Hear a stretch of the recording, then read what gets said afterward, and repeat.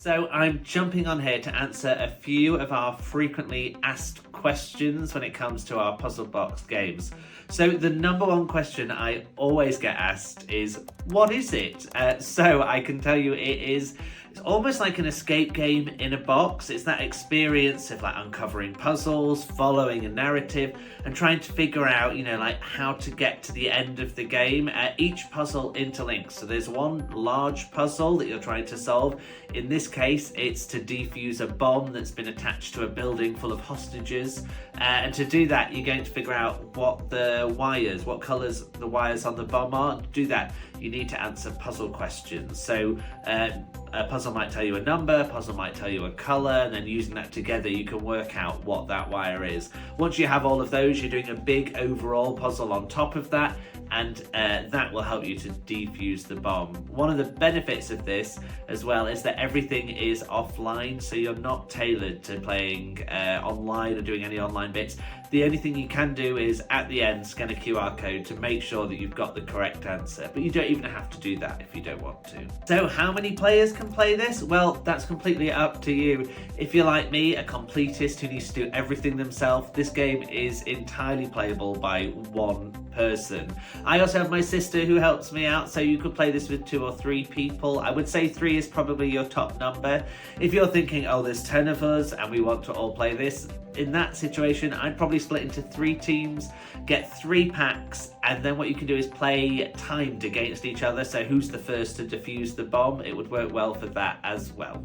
So how long does it take to complete the game? Well, that's up to how clever you are. No, but seriously, if you're a really, really intense puzzle playing person that does this all the time, you should be able to get it done in under 90 minutes. My mother, she is a sort of a casual puzzle dabbler, shall we say, and it took her, when she does a game like this, probably about 2 hours, so 2.5 hours. So it just depends how intense you want to do it. You could also break as well and do it over 2 days if you wanted to. So because of the nature of this game and the way that the puzzles work, this is a one-time use game. So once you've played it, you'll know all the answers. You could wait a year and forget everything, but you can only really do it once. What I do, because my family share games all around, so one thing I recommend doing is just writing on separate bits of paper rather than all over the cards, and then you can always gift it to somebody else.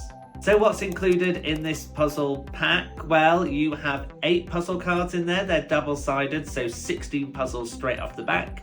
You have a bomb in there. Don't worry, it's not a real one. It's just printed. But that's obviously another big puzzle on there. And you also have blueprints to the building that you're trying to infiltrate. And on there might be clues and other little bit of hints and tips that will help you get to the bottom of the bomb. There's also a QR code in there, so if you want to scan and check your answer, you can use that. And there's also a hints and tips booklet in there, so if you're playing along, there are hints in and also the answers as well. If you get really, really stuck, I recommend using the QR code to do that though, as it hides the answers on our website, so you have to select them to see them, whereas obviously printed we can't do that.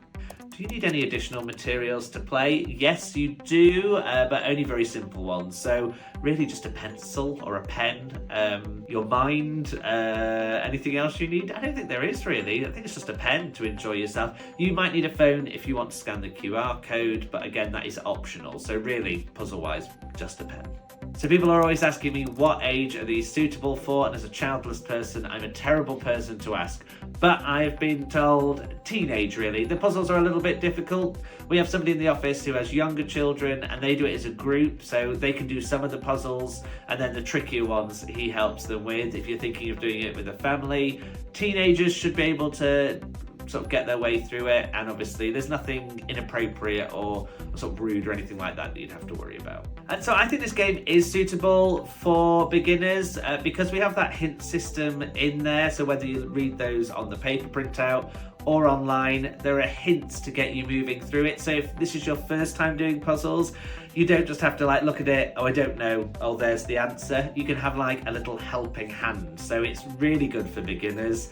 But obviously you can ignore that and just go in and try and sort of work your way through it with no help, no tips, nothing like that. And that means it's obviously a lot harder and would suit somebody who's a bit more of a sort of puzzle expert. So we're planning on having this game ready and out for Christmas, so it'll run till the end of this month, and then we're going to actually get everything printed here in the UK locally to make sure that we can get everything out in time for that Christmas period. Do we ship internationally? We certainly do. We ship all over the world. Our last box was in America, Canada, India, Africa, Australia, absolutely everywhere. We ship, I don't think we've ever sent anything to Antarctica actually. So if you are in Antarctica, please book. I would love to send something out there. So this game is something that you would have to play in person, so it's definitely playable with friends. It would be quite hard to play virtually. The only way I think you would be able to play it virtually is if you both bought a copy of the game. My sister has a friend, I just talk about her incessantly, but she's a puzzle nerd, so it's fine. She'll be happy to see her being shouted out. But she plays with her friend when she's not playing with me, who lives down south, and they both get a copy of it, and then they talk over Zoom, and then they can work their way through it. So that is also an option. So is this game similar to an escape room? Yes, except instead of breaking out, you're trying to break in and defuse that bomb. If you've ever done a puzzle escape room, you'll know that the puzzles in the escape room, they're not usually like, oh, who was the 13th president of the United States? Or like, what date was the Battle of Hastings? They usually, everything you need to solve escape room is in an escape room, and our puzzle boxes are exactly the same. So you don't need any prior knowledge, you don't need to know like the whole plot of all the James Bond films or Die Hard or anything like that. Your job is just to go through the box. Every answer is in that box. So hopefully that has answered everything you want to know about Mission Rogue Protocol. If you have any questions, make sure you comment below and I'll try my best to answer them, or we might do another FAQ if you'd like it as well. But we really, really appreciate anybody that backs this. If you've already backed it, thank you. You're already my best friend. I'll make sure you get it before Christmas. But please share with your friends, and thank you.